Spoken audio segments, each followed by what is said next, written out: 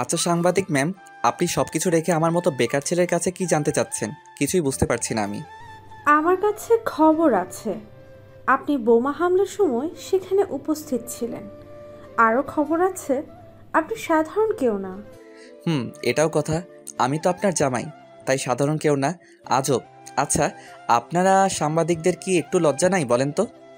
সাংবাদিকদের লজ্জা বলতে কিচ্ছু নেই, এটা মহান একটা পেশা। আর আপনি আমার প্রশ্নের উত্তর দিতে বাধ্য।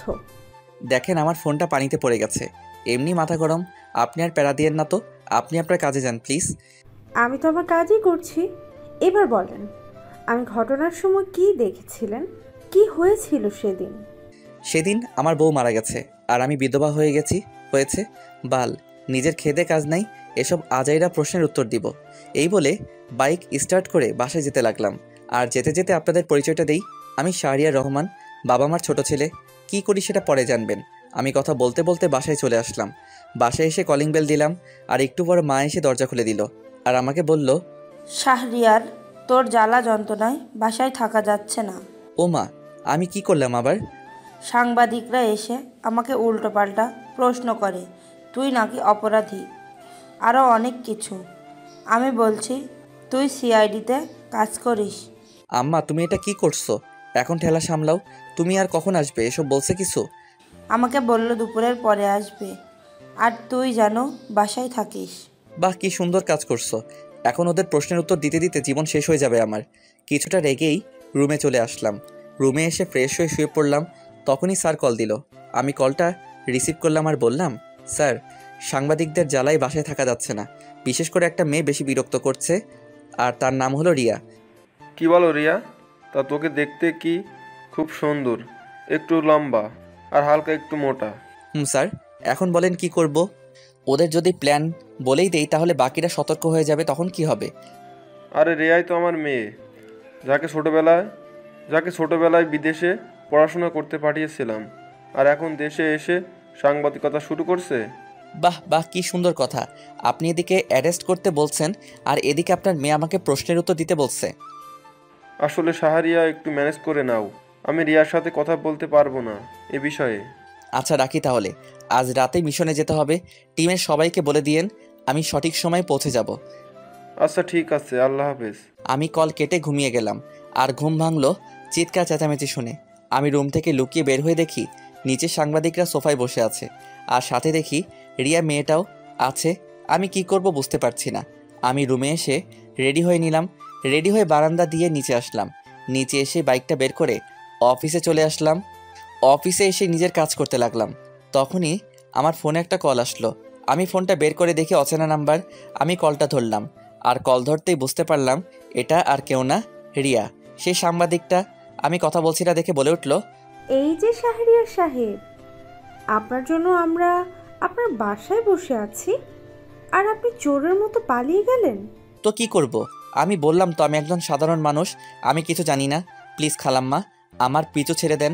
আমার মা আপনাদের জন্য পাগল হয়ে যাচ্ছে নাস্তা বানাতে বানাতে। আপনি আমাদের নাস্তার খোটা দিচ্ছেন, আর এত বড় কথা! আপনি জানেন আমি কে?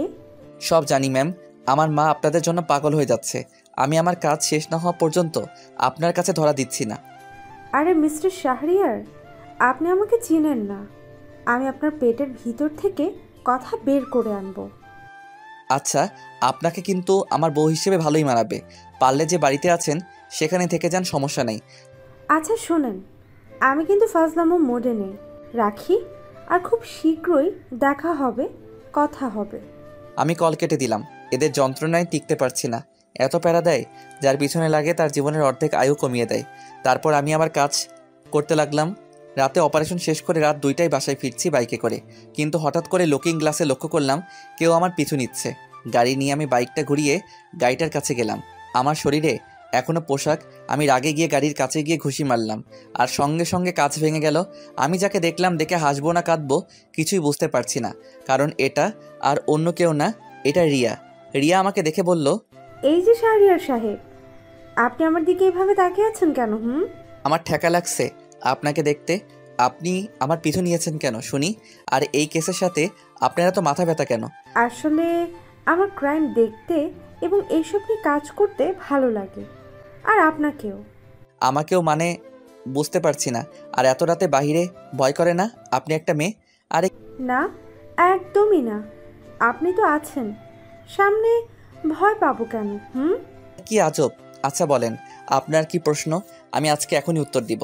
এখন তো দিবেনই, কারণ সবাইকে অ্যারেস্ট করা হয়ে গেছে। আর আমি আপনার পাশে পাশে ছিলাম, সব কিছু নিচ থেকে দেখেছি। আপনি জানেন আপনার বাবা আমার সিনিয়র আর তার মেয়ে আপনি, তাই আপনাকে এতক্ষণ ভালো করে কথা বলছি। আর অন্য কেউ হলে থাপ্পড় কয়েকটা পড়ে যেত। মেয়েদের গায়ে হাত তোলা অপরাধ, জানেন না? এটা তো সামান্য একটা বিষয়। থাপ্পড় মারা অপরাধ আর বিরক্ত করা মনে হয় খুব ভালো। এটা আমাদের প্রফেশন, তাই আমাদের সম্পূর্ণ অধিকার আছে, বুঝতে পারলেন? দেখেন, আমি আপনাকে ভালো করে বলছি, প্লিজ রাতের বেলায় বের হবেন না, তাহলে সমস্যা হতে পারে। আচ্ছা, একটা কথা বলবো, আমরা কি বন্ধু হতে পারি? প্লিজ না করবেন না। আচ্ছা সমস্যা নেই, এবার দয়া করে আপনি আপনার বাসায় যান। বাহ, আমার জন্য এত চিন্তা। তা কতদিন ধরে চলছে এসব? আল্লাহ গো, আপনি এত কথা বলতে পারেন। এই বলে চলে গেল। আমি হাসলাম, মেয়েটা সত্যি পাগলি, আমি তাকে ভালোবাসি। দূর, তা কি করে হয়। আমি এসব ভাবতে ভাবতে বাসায় চলে আসলাম। এভাবেই চলছিল দিনগুলি। রিয়া সবসময় আমার খোঁজ নিত, আর একসময় মা বাবা জানতে পারে, আর আমাদের বিয়ে ঠিক করে আসলে বিয়েটা রিয়াই ঠিক করে। আমি বুঝতে পারছি বিয়ের পরে। রিয়া, এই রিয়া, কই তুমি? আমার মানিব্যাগ খুঁজে পাচ্ছি না, এদিকে আসো তো। রিয়া রান্নাঘর থেকে বলতে লাগলো,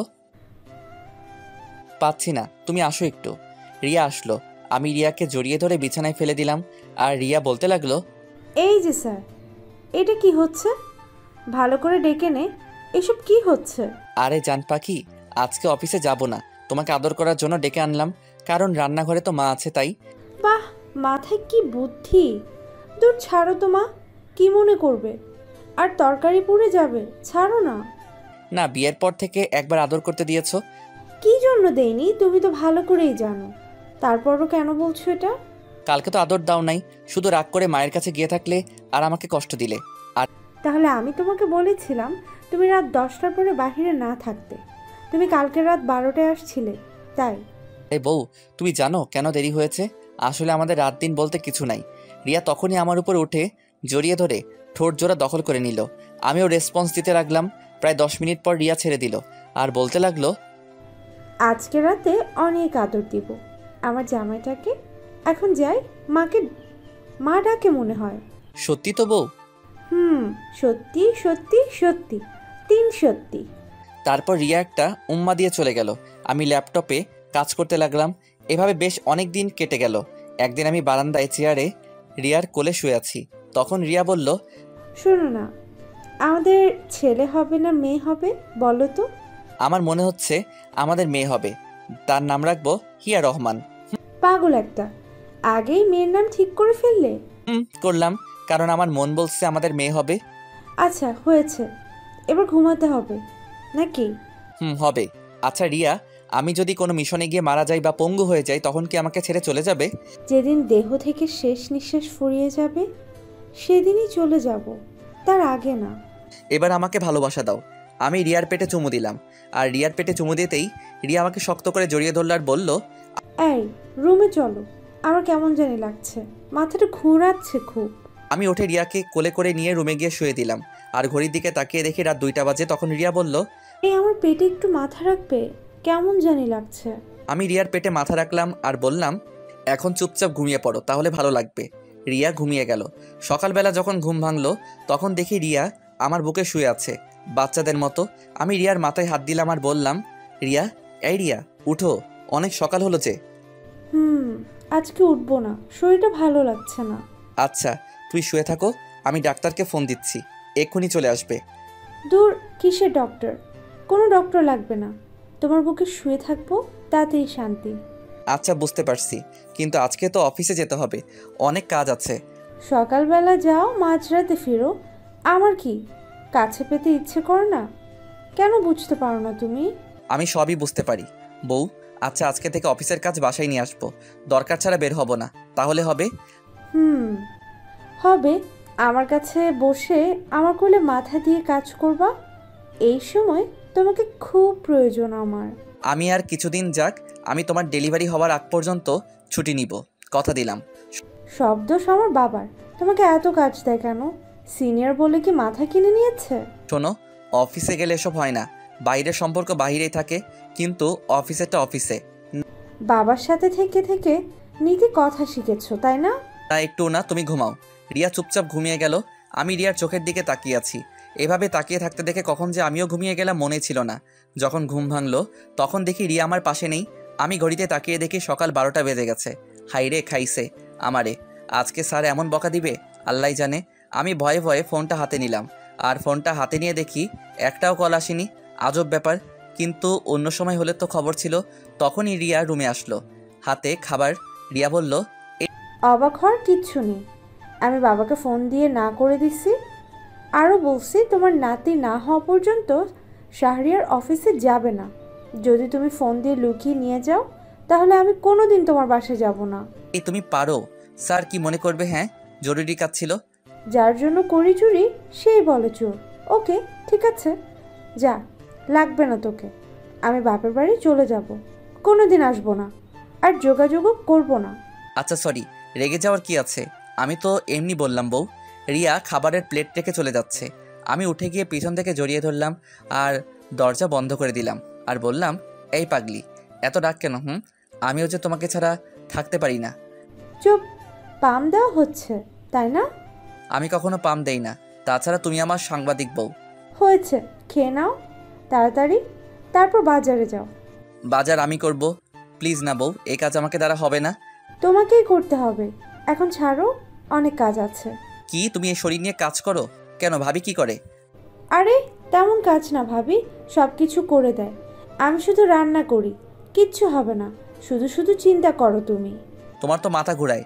আমি বলছি কাজ করতে হবে না, এটাই শেষ কথা। উফ, আচ্ছা ঠিক আছে, কাজ করব না। এবার ছাড়ো, মা ডাকে। শোন, তোর জন্য যদি আমার সন্তানের কিছু হয়, একটু যদি ক্ষতি হয়, তাহলে আমার চেয়ে খারাপ আর কেউ হবে না। নিজের সন্তানের এত আদর, এদিকে সন্তানের মায়ের দিকে একটুও খেয়াল রাখে না। ভালো করে জানো এটার উত্তর। শুধু শুধু কেন কথা বলো? ওকে, যাচ্ছি, তুমি খাবার খেয়ে নাও আর বাজারে যাও। একটা দিয়ে যাও, তাহলে বাজারে যাব। তোমাকে একটা দিলে তুমি আরো বেশি চাইবে। তুমি মানুষ ভালো না। না দিলে আমিও ছাড়বো না, সত্যি। রিয়া আমার ঠোঁটে আলতো করে চুমু দিয়ে চলে গেল। আমি ফ্রেশ হয়ে খাবার খেয়ে নিলাম। এভাবে চলতে থাকুক না তাদের দুষ্টু মিষ্টি ভালোবাসা। নতুন নতুন গল্প পেতে আমাদের চ্যানেলটি এখনই সাবস্ক্রাইব করুন। ধন্যবাদ সবাইকে।